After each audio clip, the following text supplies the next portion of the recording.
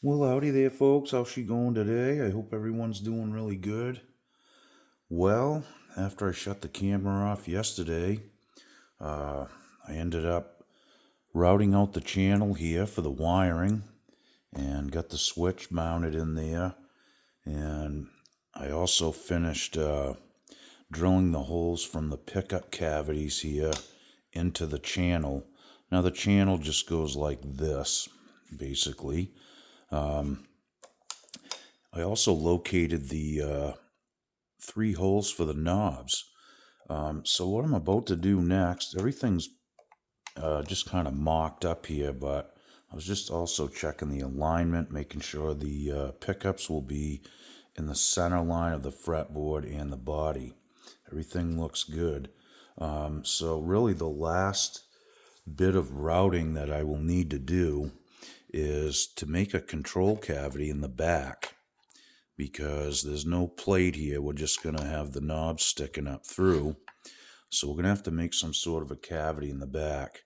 Now, I took this off my Ibanez destroyer, and I'm going to use this to copy it. So that's what we're looking at right now. I'm going to lay that out.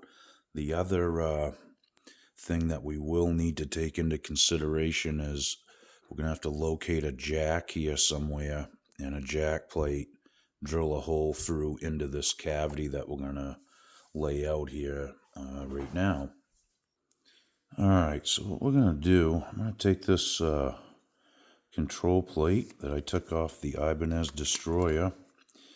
I'm just making some reference marks here, so I'll be able to transfer this onto the body. And what I've done here is made a line right down the center from the middle of each screw hole. And they're pretty close. I mean, that's what the factory was. And I also measured from the end of the control plate to the center of the first knob hole here. Okay, so what that will allow me to do is line these up. And I'm also going to be able to center into the center of the hole with this line going lengthways. So what I'm going to do is make a couple reference marks with a pencil, and then I'll measure from the center of each hole out on the ends, make another reference mark. And I'll have to do the same thing lengthways here so we get it pretty much in the same spot. Center it both ways, make some marks, and then I should be able to trace that out pretty true.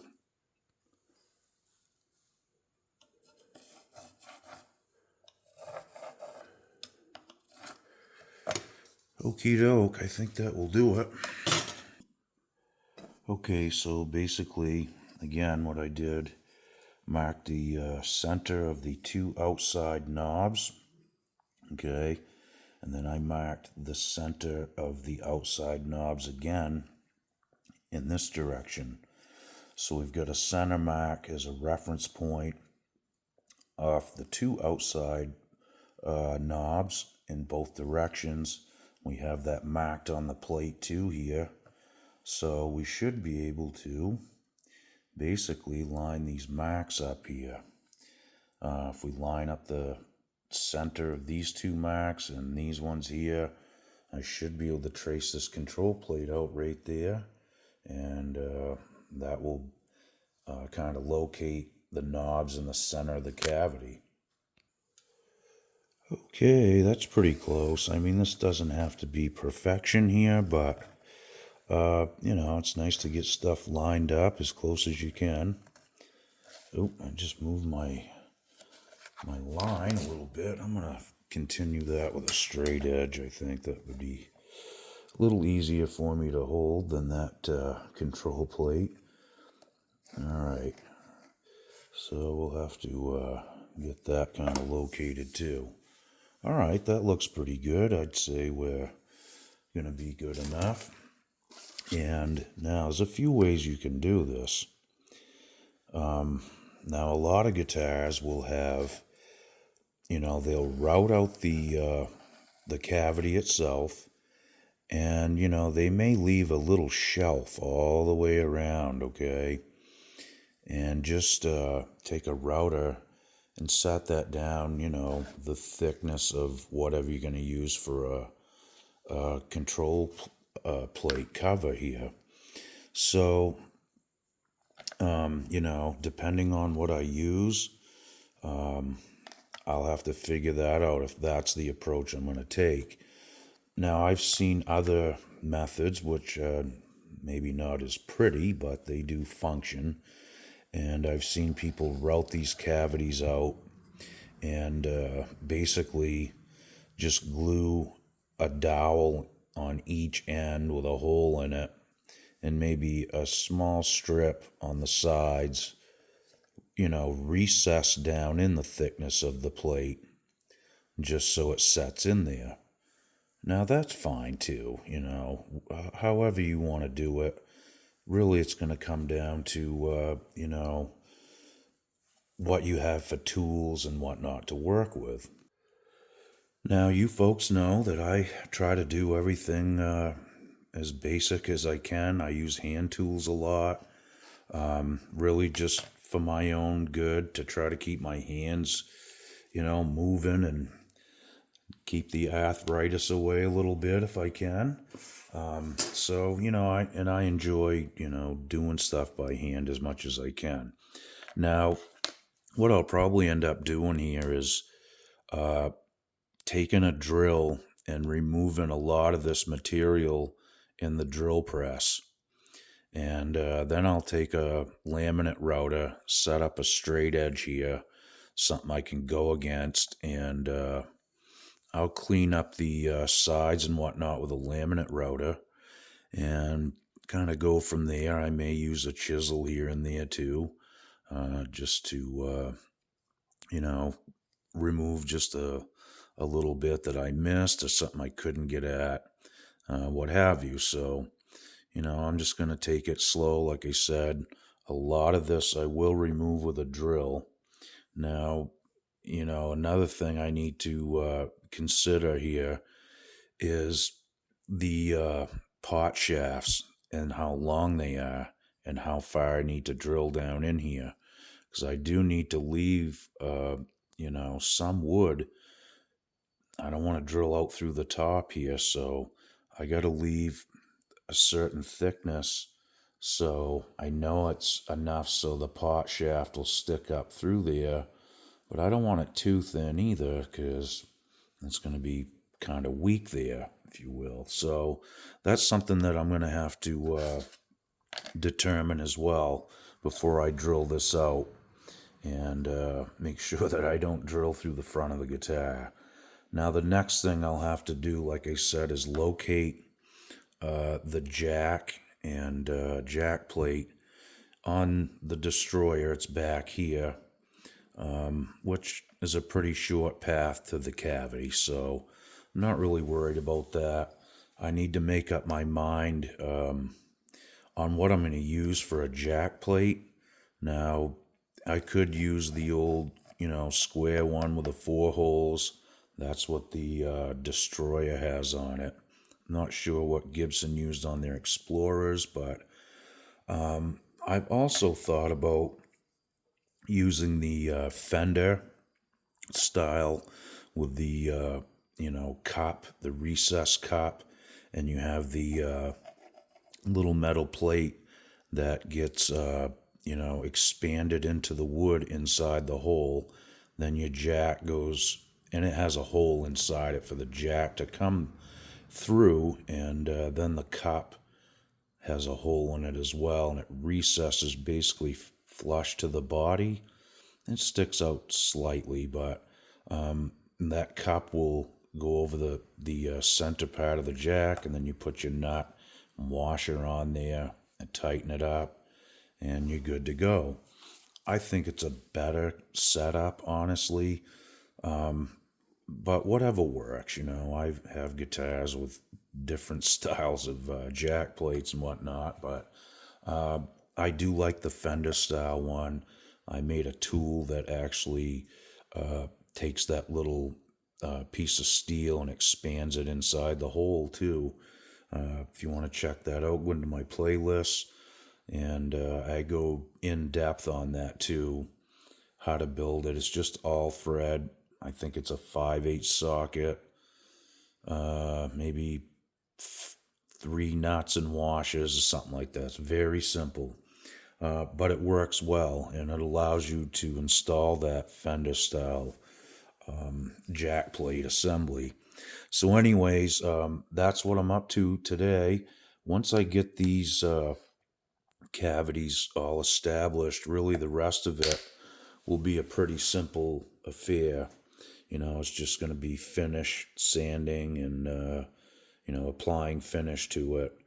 And then it's just a matter of installing the pickups and wiring this thing up. I do need to put some tuners on it too, and some strap buttons.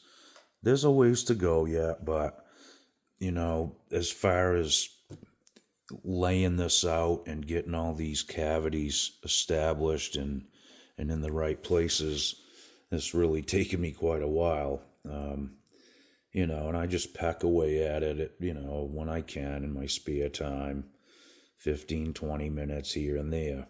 So, again,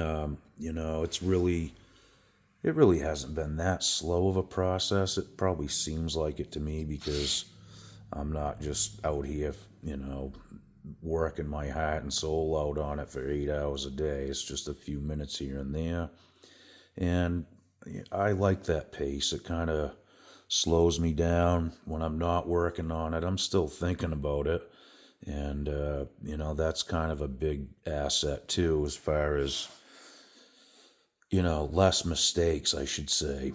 When you're hurrying, that can really cause a lot of problems, at least in my situation. So I try to do everything as slow as I can.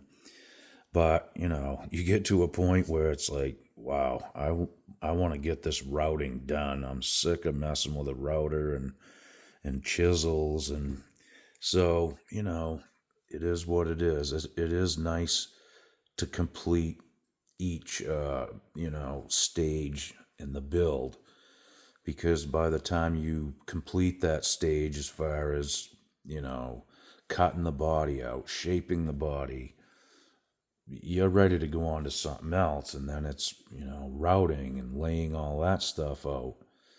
And I'm at almost to the end of that stage, so I'm kind of getting anxious to get it done and put that step behind me and move on to the next thing, which, it keeps your interest, I guess, is my point here, so that way you're not sick of doing it, because you can get kind of burned out on certain aspects of it. And, some days when I walk out and look at the bench, it's like, I just don't feel like messing with a router today. I don't feel like wiring a guitar today. So there's always that, and that just comes from repetition. And the more you do this stuff, like anything, you can get sick of it after a while. But I try to keep that to a minimum, because I don't want to ruin this. I really love doing this stuff, and I'm very happy that I can still do it to some extent, just due to my situation, my illness and everything. So it is a good little escape. Like I said, 15, 20 minutes a day isn't too much to ask, and I can usually pull that off.